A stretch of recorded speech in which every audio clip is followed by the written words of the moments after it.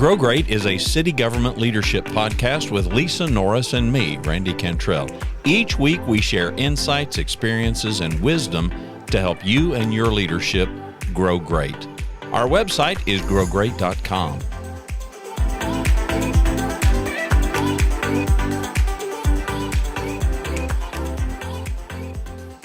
Shiny object syndrome, cats chasing laser pointers. I mean, we've got all these metaphors and all this hyperbolic language about being distracted and people chasing things. I remember reading some years ago, and it was Harvard or Stanford. Somebody had done a research about the Fortune 100 companies. It might have been the Fortune 500 companies.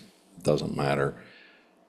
There's Six Sigma, there's Lean, there's Agile, there's all these modalities for high performance. And repeated studies have proven that if you'll just pick a horse and bet on it, metaphorically, you'll achieve what you set out to achieve. And I'm not throwing any of these modalities under the bus. Some may be better for some cultures than others, but the bottom line is distraction. The bottom line is there's so many of us. I've encountered so many organizations where the boss would go to a conference or a seminar and come back all hopped up to do this particular kind of a modality. And the team would just wait because they're like, within the next 3 months, he's going to go to another one and we'll be riding a different horse, kind of a thing. So you start so many things that you start the newest next thing. That's and right. You never finish and keep on path for what is your core. That's right.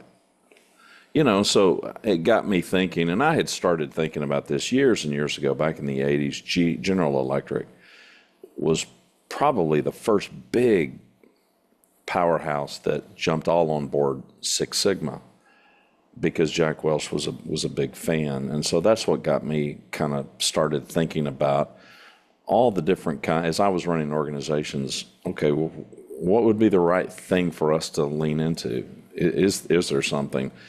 And of course, very quickly, not because I'm the smartest guy in the room, but mostly because I'm not the smartest guy in the room. I figured, these are all way too complicated for my pea brain.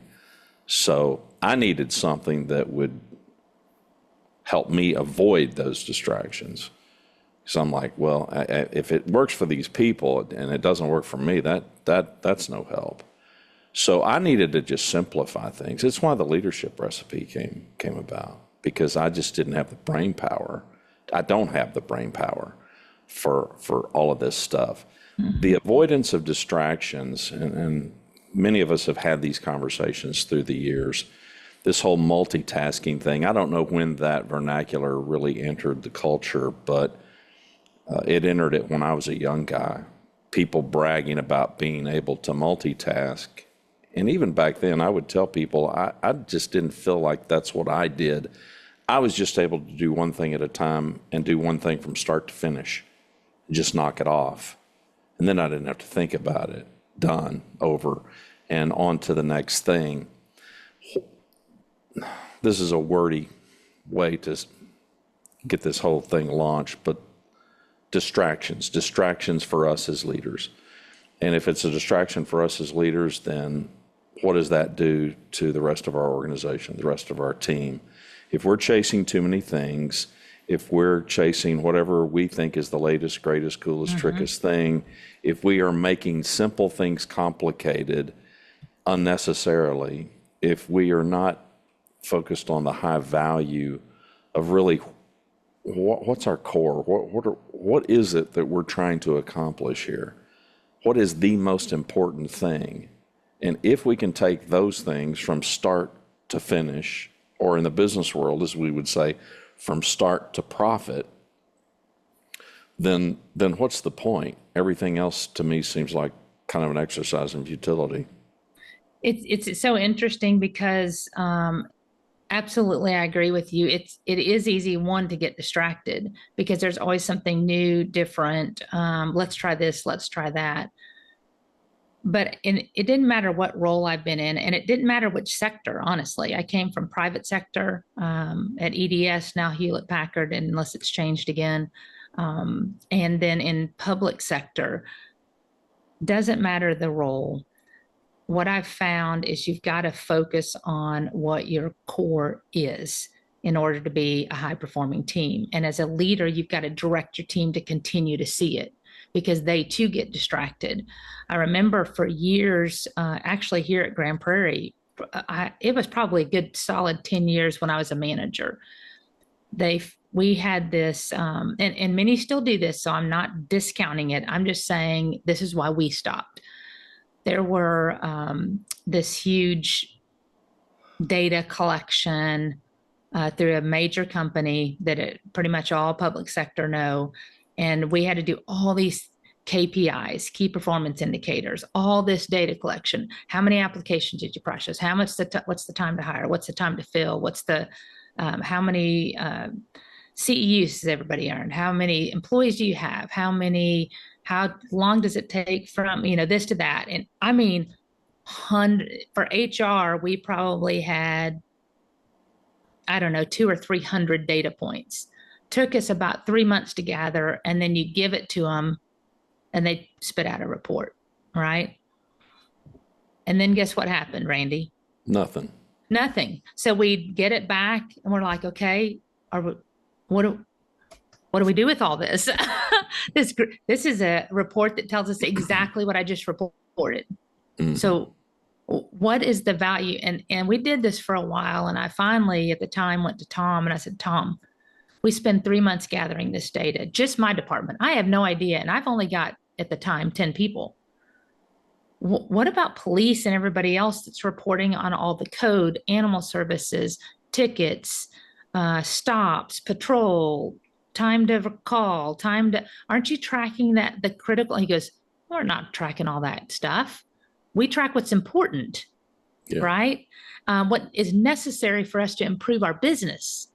And I said, me too. I don't know why we're reporting as when I talked to Tom, I said, Tom, I know we're giving this to them. And I know it's an industry that lots of cities around the United States participate in this survey. I just have to ask why and what value is it providing for the time investment you're taking and drawing on the resources against services and programs we could be doing and thinking about and instituting that would be better for us. Like, what are we gaining from this? And he's like, you know what? I don't know. I don't look at the report. I just produce it because everybody produces it. And so he went back to the directors and we talked about it and we got out of it.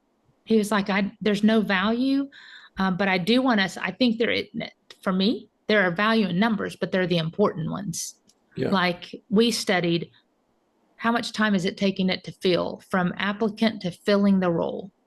What is the value of the candidates from this hiring source, right? How many stay with us more than a year? How many of those are high performers? We would study those very few, like 5 key indicators, because those are the one to me that said something about a process, about our business. Do we need to are we getting 50 applicants from that source, but they're not of any value? They're not high candidates. So then you start getting rid of the ineffective processes and moving to ones that are more effective, which has value. So those shiny things, you talk about naive curiosity in our prior episodes. I would encourage the leaders listening to this show, practice it. If there's something that doesn't make sense to your business and does not have value added and does not contribute to a better organization or a higher performing team, really question, are we doing what we should be doing, and are we focusing on what we should be focusing on? I think leaders need to always practice, as best you can, high self-awareness. And whatever that needs to look like for you, whatever outside sources you need, and we all do. We all need outside sources to help us have a higher self-awareness. I harken back when analytics first came up. Now, today, analytics is really commonplace, and that's largely what you're talking about with this project that Grand Prairie undertook with all these data points. And it changed the world. It changed organizations, and Sure. and mostly in a good way. I knew myself well enough to know that I'm a numbers guy. Now, coming from business, particularly retailing, there are certain key numbers that are crucial. And it's not just profit margin, it's profit dollars. But I was an operator who managed cash flow. For me, running a retailing organization, cash was king. And I learned very quickly that as a retailer, you can chase a number of things. You can chase customers, which everybody has to. You can chase cash, which is horrible, horrible, horrible, horrible. And you have to chase inventory. You got to chase product that you can sell to people. And you've got to chase all three. The one that for me sucked the most was chasing cash. So I necessarily, as a leader, let my team know this is a focal point. This is really important for us to have cash so that we can pay our bills on time and get whatever the anticipated terms are that are favorable. I mean, this is our mission. This is what we're about. And I think as leaders, if we can put whatever our personal, I don't know, it's not a pet peeve, it's just how we're bent. So I was bent that way. As a leader, I did not want to be in a cash crunch. I didn't want any organization that I ran to be underwater with cash. It was just something it was a non-negotiable for me. That was my self-awareness that I let the team know. I just think that as leaders, if we can know ourselves and know what's important to us, because if you're the number one, come on, you're going to set the tone. And you can be a number one in a department, you can be a number one in a city. You and I, before we hit record, talked about your goals as an HR director. We're always going to be Always tied to the mission. mirror copies of what was important to the city. And I think that's right. I think that's right. But I think so many times at lower levels, the distractions come from not only because, well, the leader's off chasing this thing, is the example I gave of a leader who goes to seminars and comes back with some latest, greatest. Let's make sure that we're not the cause of the distraction, because there's plenty enough of them out there. We don't need to contribute to it. And partly what I see happen today is the distraction that happens at the highest level is chaos. Is chaos of this initiative and that initiative and this thing and now that thing, and now we're going to shake this thing up, and now we're going to shake this other thing up. And the organization never gets time to catch their breath. I see this is systemic in a lot of organizations, especially during times like these where there's a whole lot of flux.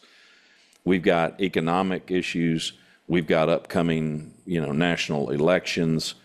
We've got a lot of things that in the whole scope of business and organizations, there's a lot of unrest. And that unrest tends to spark, okay, well, we need to do this. Okay, we need to do that.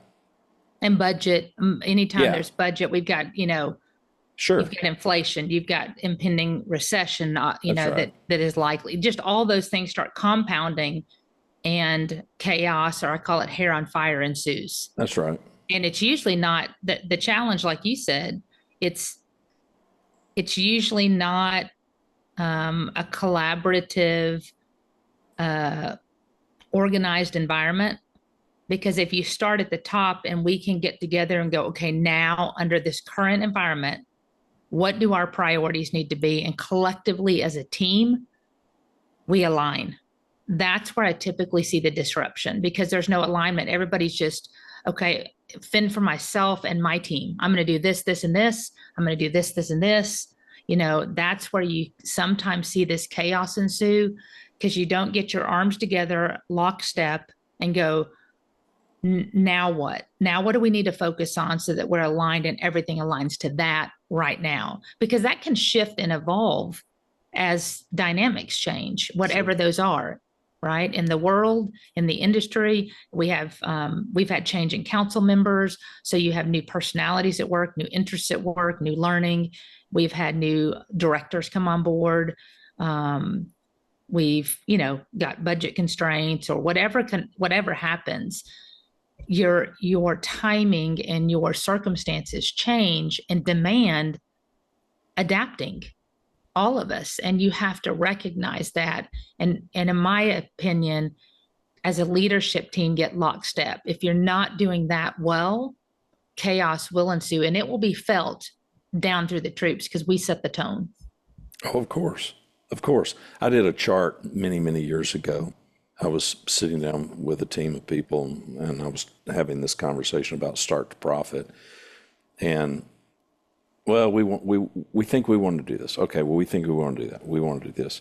And I drew a circle. I put a dot in the middle. I said the dot represents our starting point. That outer circle represents success, whatever that looks like. However you guys want to measure that. That's what success looks like. So we got to get from the center point to the outer circle. So however many steps it's going to take, you got to go in that direction to get to the outer circle. So you want to start and you want to take a couple of steps in one direction. That's great. That's wonderful. And then you stop. And now you want to go in a different direction. Distraction. Okay, well, now whatever progress you made, it's lost in that first initiative. Now you're taking a couple of steps in a different direction. So you've now taken 4 steps, but you've taken it in 2 directions, 2 different directions. What if you took 4 steps in the first direction or the second? Just pick one. Just pick one and push it until you get to success. And I see this over and over and over. I see it in cities. I see it in business. I see it in nonprofits. I see it everywhere. People that think this would be a great idea. It might be a great idea, but there's another component to this whole distraction thing, and that's timing. Yeah. This may not be the right time for it. We may be underwater battling other things that we just have to battle. I mean, you mentioned budget stuff. Every organization has a budget crisis every now and again. And when those things happen, you best clear the decks. Yeah. You best clear the decks and make that your priority. You got to get on a mission to handle that. And I would throw out some words: calm, deliberate, intentional, purposeful, strategic. That's the path forward for high performance. I have not seen yet any organization operate at high performance when the troops are just trying to keep their nose above water. Yeah. I've never seen that. Not saying it can't happen, but I've never seen it. It's funny because if I could show you, I have a whiteboard in front of me that's on my computer that I just write my to-dos as people call in and stuff, so I don't forget. Yeah. It's a little tiny whiteboard. And on there, while you were talking before, I wrote time and underlined it. And then you said timing. So it's a form of that. But so much of this ties back to, because, well, one, people under stress and with distractions can create excuses as well. Well, we got to go do this because I got to get that done. I was told by X to do Y, right? And there's just this, like you call it, chaos. You're just trying to get to the next thing, or you see the next shiny thing. But the reality, so often as I've managed teams over the years, it does come down to, like you mentioned, leadership. It comes down to focusing on what are the current issues at hand. One, focus on the mission and how is what we're doing aligning to the mission, even if it's budget, even if it's what else, what is aligning to the mission, and what's getting in the way. What is getting in the way of us? All of these things will answer your questions. And finally, what do we need to know? What do we need to know to make it better? Right? So what's our mission? What's getting in the way of the mission? And what do we need to know to make it better? Because then you can act. So you have to align those things, identify them with your team, because sometimes it's you. I've asked before and they're like, well, stuff gets held in your office for a while, but I'm glad that they have safe space to tell me, one, if that's, because I never want to be a bottleneck. But secondly, it's almost, 80% or better. It's probably even higher than that, to be honest. it is a broken process. It is something we're doing that is ridiculous. That if we just start asking the questions, it is almost always a process issue. And if you focus on time and what do we need to do to make it better, people will say, I don't have time. I don't have time to fix this. I don't have time to fix that, right? Regardless of the next shiny thing. Well, we don't have time to do that either and lose time on what's critical. So let's focus on what we need to get done. And is that new thing working towards our mission? In our case, right, to become a world-class organization through Raving Fan Service, to deliver Raving Fan Service by being world-class. So those things, they have to align. It's a simple mission. Everything needs to align to that. And as we navigate that, the next common thing as we kind of move through this conversation, when you start asking those questions to focus on the right things and move away from the next shiny thing, then you're going to get your challenge from your team of time. Always. Have you ever found anything different? I don't have time. No. I don't have time. And I said, we don't have time not to. So what's getting in the way? So let's focus on, if we're always going to be busy, there's no more hours in the day. That's right. What is getting in the way? And so we have to start exploring that. And they're like, well, I get so many calls. I get so many of this. Okay. And then that's when data counts. Well, let's check the calls, because then you inspect what you expect. That's right. If they're telling me you get so many calls, well, let's check the call volume. Surprisingly enough, they might be getting 10 calls a day. Right. That's not too many calls. So that's not it. Okay, this is what we're showing. That's not it. What else? And you start navigating that. You will always find something that's, okay, that's what's causing it. So now let's redistribute load. You're only getting 10 calls. She's getting 90 calls. How can we make that better? And you work through it as a team, not to invalidate what they're telling you and say they're not being truthful, but to solve, right? So that's where it comes down to leadership. And you talked about being strategic. You have to see through that. And another way is that as you're being proactive on these things, when we were talking about budget's probably affecting everybody right now. This is for us, this conversation, it's June. Most cities now are getting ready for going through or finalizing their budgets. Ours start going to our Finance and Government Committee of Council in July. It's a 3-person, our council is 9. And so it's 3 members of that council that review all the finances before it goes to full council. And we're all prepping for this. Well, as budget is getting tighter, which it probably is for many, with, taxes changing and property changing and all of that stuff being impacted, I got my team together in advance and said, hey, and this is my team being my directors and their managers. We do every other month of training of anything. We just talk about leadership. Well, I said, okay, we're going to talk about budget today. If you don't know, here's where we're at. There's lots of challenges. This is where you can rise or fail as a leader, because your teams are watching and they need you. They need you to be even. They need you to be calm. They need you to be strong through the storm. And so as we talked about it, I had them do role playing, which, I hate, Randy, but it is a great tool. And I said, okay, there's I don't know, there's probably 15 of us on the call or better. Mm-hmm. And I said, I need 1 employee on this call to be an employee and 1 to be a manager. And then I'll tell you the scenario. And it can't be somebody that you report to right now. And so immediately I've got a great group. 2 people raised their hands. And I said, okay, scenario. You've learned about budget and that there's a really tight budget. You're the employee that's heard about it. You're the manager addressing it. Be as harsh or as concerned or as whatever as you want, and take it as long as you want to go. And I'll put a timeout when it's good. And the manager's job is to explain the situation. And we're going to evaluate what you did well or could do better.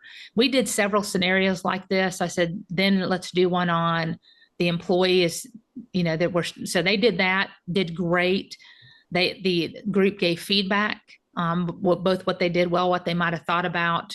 And then the next one was, okay, now you're an employee and the city's manager's office has just said, you're short 3 people on a staff of 10. And the manager said, we're freezing all positions and we want you to continue services at the current level. Go. And so it was a different group.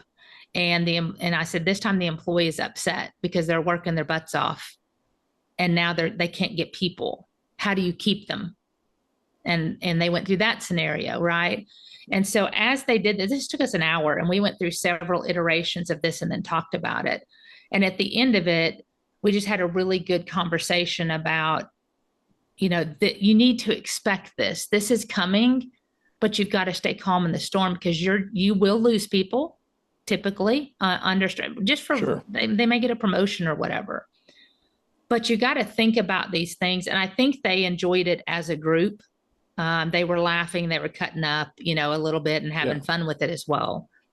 But all of that to be said, anytime we're dealing with the next shiny thing, the newest thing, as leaders, you've got to remember to be strategic and take time. You've got to remember to help lead them through it and see it and experience it, because it's so much easier to say something versus actually doing that something like we've experienced in our Grow Me Grand, Randy, when we put them in front of them and say, now do what we just said. And they're like, Right. Right. Right. Well, to pre-think it and to prepare and to practice like you did is enormously valuable. And I would dare say your group, if you could somehow measure the confidence before you did that exercise and the confidence after, had to be a multiple increase in their confidence of knowing, okay, I have some budget thing and I need to have a conversation. I mean, how much better prepared do you feel like they were at the end of that exercise? Well, I think they were much more prepared. But I also think that the ones that didn't speak up, because I kind of ran around the room and kind of made everybody participate on different. I said, well, I haven't heard from you. What are your thoughts on it? Just to try to get everybody engaged. I told them there's no right or wrong. But I think even hearing it done, like hearing how it went, I know it always helped me when we've talked through stuff, when you've made me role play, hearing it once in your head and actually being in the hot seat counts. It matters. And it's safe in a group because they just did great to me because they kept it lighthearted. They were serious during the conversation and took it seriously, the role playing, but afterwards they kind of played with each other, which made it safe. Yeah. So they were willing. And what I appreciated most is them just hearing what it sounds like from an employee that truly has concern. You felt like it was a real situation happening, that you were a fly on the wall watching. So I thought they did a really great job with it. And it's not lost on me how important that is to experience it, because we had some new leaders, we had some long tenured leaders, we had a manager that did the role play and a director that did the role play, and they both did great about relaying the facts. And that's, again, focus on our mission. We're providing Raven fan service even in times of strain and stress, and they stuck to the mission, right? Which really shined through. And I think they can see it. And it's, I know we digress a little bit, but to me, it's absolutely relevant, because the shiny things, back to our original point, the shiny things, the next thing can be a distraction. The shiny thing and next thing can also be really great if it's aligned with what you're trying to accomplish. Then it's getting people to move because they don't like getting outside of a comfort zone, which exists for them right now where they're at, potentially. Many people get comfortable and just don't want to move. And at some point as a leader, you're going to be the eagle flying alone that says, guys, this is where we need to go. So let's go. How are we going to get there? Because that's the hardest part, is to help them move when they need to and can't see it because they don't want to stress the team. Yeah, and I think that's a valuable point. But before I get to that, I would point out that, so here you are with director levels and then levels below that with this conversation that you're having. And it's not lost on me that whoever the higher up is, in this case, a city manager and the CMO, so whatever the directives are, whatever the urgent thing is today, or the important thing is today, There's those kinds of activities that are happening at lower levels. Yeah. And I didn't And ask permission. no, I just no, did it. no. You don't. Well, you don't need to ask permission. But it's not lost on me that whatever decisions are made at the highest level, whatever the focus is at the highest level, that trickles down necessarily. And I think it's easy for us to lose sight of that. I think it's really easy for us to think, well, this is just not knowing that people are given, high performers especially, are going to be giving a lot of thought to what we say and what we claim we're chasing and pursuing. And they're going to go in that direction. And then we can change ever so slightly. And if we think that's not going to impact them, we're wrong. It will impact them. It will impact their meetings that they have and the focus that they have. So I'm going to add to my list of vocabulary words for this show, discipline. Discipline. As leaders, we need the discipline. I was probably 17 when I first uttered and wrote down the word, if everything is important, then nothing is important. And I've told this story before. It was a boss who just was a tyrant and just absolutely pitched a wild fit over every little thing and acted as though everything was important and constantly preached details, details, details, details, details. And I uttered that phrase to a coworker. We're selling stereo equipment. Right. And I said, if everything's important, nothing's important. Meaning you got to have priorities. You just got to have priorities. You can't make it, well, yes, this is important. And yes, this is important. And this is, and this is, and this. They can't all be equally important. You can't chase them all. So pick a horse and ride it. But no, I think it's completely on point, the kind of conversation that you have with your team. I wish more leaders, I'll end my part by saying this. My hope is to help more leaders understand the impact that they have on an organization. It's why here we define leadership as an influence, as a focus on others, and doing for others what they can't do for themselves. Doesn't mean that they're incompetent. It just means they may not be in a position to do it. Or may not know how, is what I found so often. Exactly. They just don't know how to do it. They know what they need to do. They don't know how to get it done. And again, not because they're not smart, they're not That's right. intuitive. They just maybe haven't experienced it or seen it to understand how to be effective in getting it done. Well, that last, I think I mentioned it, and we're doing a mentorship kind of a program at Grand Prairie, and we had our first session a couple of weeks ago, and I mentioned to them an instance where I encountered a gentleman who his pants were unzipped. He had no awareness of it. So not in the mentorship program. No, This not was in the an mentorship example. program. This was an example. Well, but come on, we've all seen and experienced these kinds of things. Somebody's got, spinach in their teeth, something. I mean, pick something, anything. And it's like, okay, so in that moment, what do you do? Do you ignore it and do you hope that he will recognize it himself? You could, and quite frankly, that's how so many leaders work. Well, I just hope He'll they figure it out. I hope they figure it out on their own. Or Or that must be really embarrassing. Boy, I hope he sees it before council. yeah, exactly. Or, I see it, he doesn't see it. And I don't know, I couldn't help it. He was sitting in front of me. I leaned forward and I told him. And that was it. And of course, how appreciative do you think he was?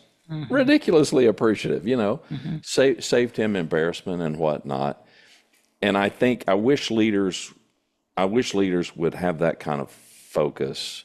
That sounds self-serving. I didn't mean it that way. But I wish leaders would think about it in those kinds of terms of what's my impact? I want to chase this and I want to chase that and I want to chase this other. If you have enough self-awareness as a leader to know that you do want to chase multiple things, do you have to do it all right now? I mean, can you time these things out? Can you better prepare and plan these things? And I hear so many leaders that act like they don't even give a thought to, okay, how is this negatively or even positively impacting the troops? It's just like, I want what I want. Well, that's tyranny, so don't do that. And then there's the flip side of, well, I don't know how it's affecting them. We'll find out. Well, I don't, I ask them and they tell me. Now, listen, I have never met anybody that got in that number one chair that didn't have the skill set and the tenacity. If you want to find out, you'll find out. You just got to want to.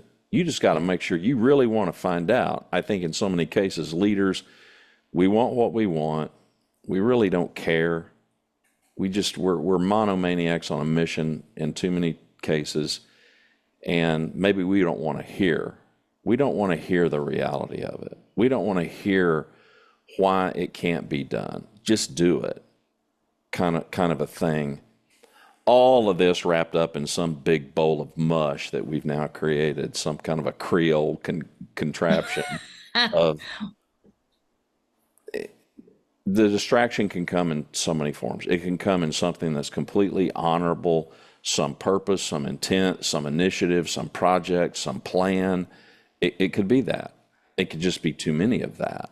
Mm-hmm. And to think that chaos and commotion, and my final thought would be, we can't confuse motion with action. The fact that there's a whole lot going on does not mean there's a whole lot being accomplished.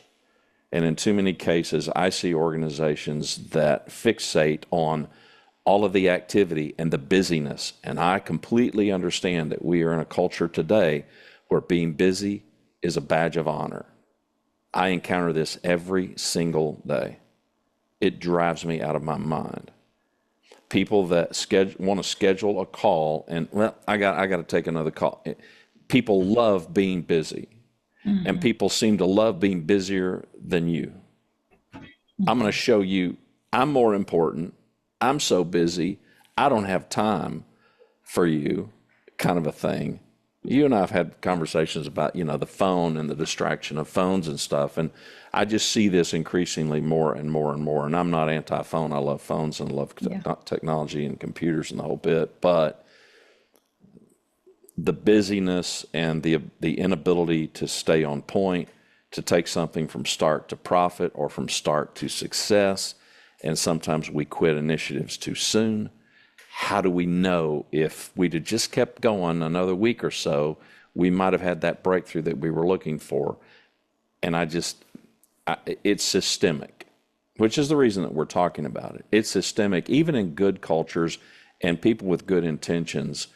It's just so easy for us today to get distracted with stuff. And I think it foils high performance as much as anything. You got to, as we wrap up the conversation, you have to, I'm going to add the word adaptability. You have to be able to, there will be shiny things. There will be new and different. And I think adaptability is key for a purpose. In other words, you've got to focus on, do we need to adapt? And is it aligned with what we're trying to achieve? Because to me, you have to adapt to succeed. There is always ebbing and flowing and changing. And it's critical in the scheme of things, as we talked about, focus on the mission, what's getting in the way of our mission, and what do we need to know to make it better? And then adapt for those reasons, period. Thanks for watching and listening to Grow Great, a city government leadership podcast. For Lisa Norris, I'm Randy Cantrell. Be well, do good, grow great. The website is growgreat.com.